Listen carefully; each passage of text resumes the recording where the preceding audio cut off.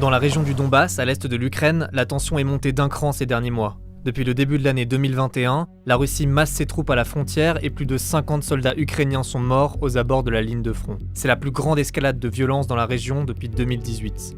Après plusieurs semaines d'intimidation qui ont alerté la communauté internationale, la tension semble retomber.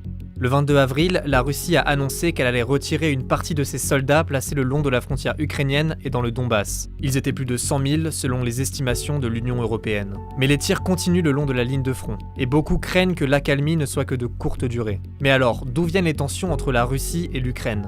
C'est ce qu'on va voir dans ce nouvel épisode de Cartes sur table.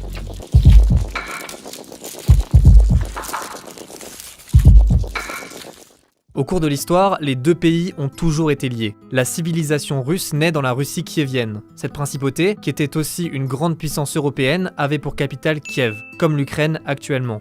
À partir du XVIIIe siècle, la quasi-totalité de l'Ukraine appartient à l'Empire russe. Après une brève période d'indépendance, elle est intégrée en 1922 à l'Union soviétique, qui s'étendra vers l'ouest jusqu'à englober l'entièreté de ses frontières actuelles.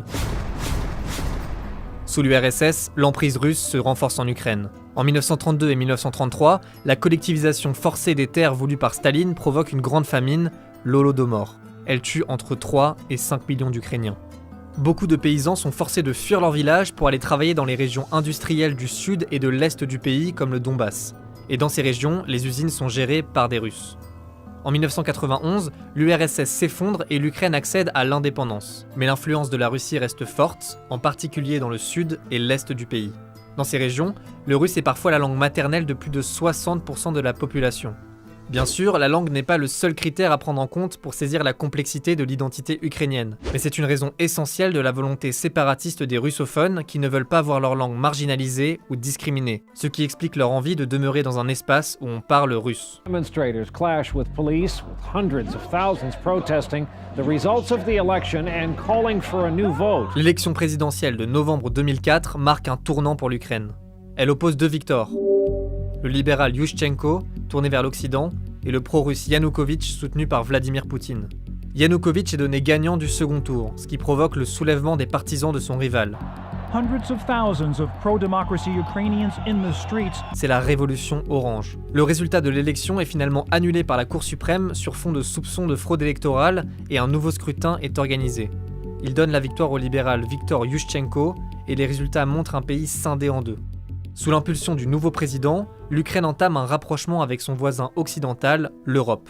Cette situation inquiète Moscou qui vient de vivre une année difficile. En 2004, 7 pays de l'ancien bloc de l'Est sont intégrés à l'OTAN. Et au même moment, l'Union européenne étend son influence en Europe de l'Est en incorporant 9 pays de l'ancien bloc soviétique entre 2004 et 2007. La Russie doit donc absolument maintenir son emprise sur l'Ukraine. Pour faire pression, Moscou augmente le prix du gaz qu'elle vend à son voisin, ce qui est un coup dur pour Kiev. L'Ukraine est donc affaiblie, mais reste courtisée à l'ouest comme à l'est et tente de maintenir de bons rapports avec ses deux voisins. En 2013, l'Ukraine est obligée de se positionner.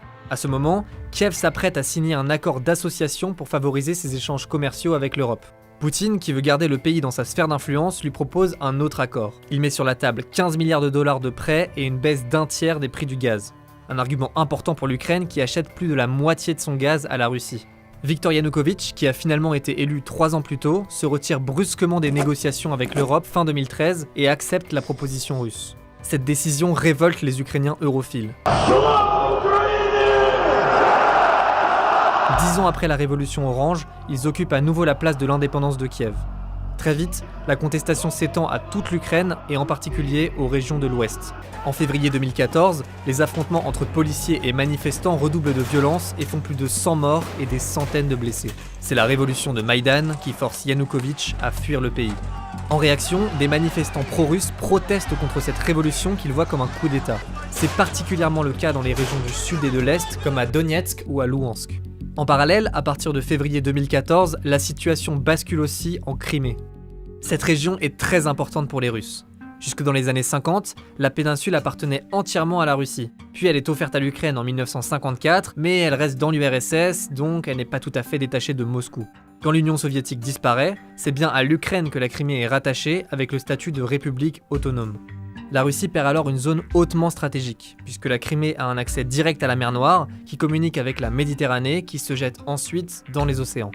Revenons en 2014. Des soldats russes sans insigne se mêlent aux contre-manifestations qui se multiplient en Crimée. Au même moment, la Russie masse ses troupes à l'est du détroit de Kertch. En mars, Moscou organise un référendum illégal du point de vue du droit international pour demander aux Criméens s'ils sont favorables au rattachement de la péninsule à la Russie. Les résultats donnent une majorité de oui, et Moscou annexe la Crimée. Dans le Donbass, qui regroupe les régions de Donetsk et Louhansk, les manifestants anti-Maïdan se transforment en milices séparatistes pro-russes. En avril 2014, la République populaire de Donetsk est autoproclamée, suivie par celle de Louhansk. Après presque un an de combats particulièrement meurtriers, les deux parties signent les accords de Minsk II en 2015. Une tentative de cessez-le-feu qui n'arrête pas les combats, mais réduit leur intensité. Depuis 2014, les affrontements ont fait plus de 13 000 morts et près d'1,5 million de personnes déplacées. En avril, le président ukrainien Volodymyr Zelensky a proposé une rencontre à Vladimir Poutine pour tenter d'apaiser la situation. Mais la fin du conflit semble encore loin.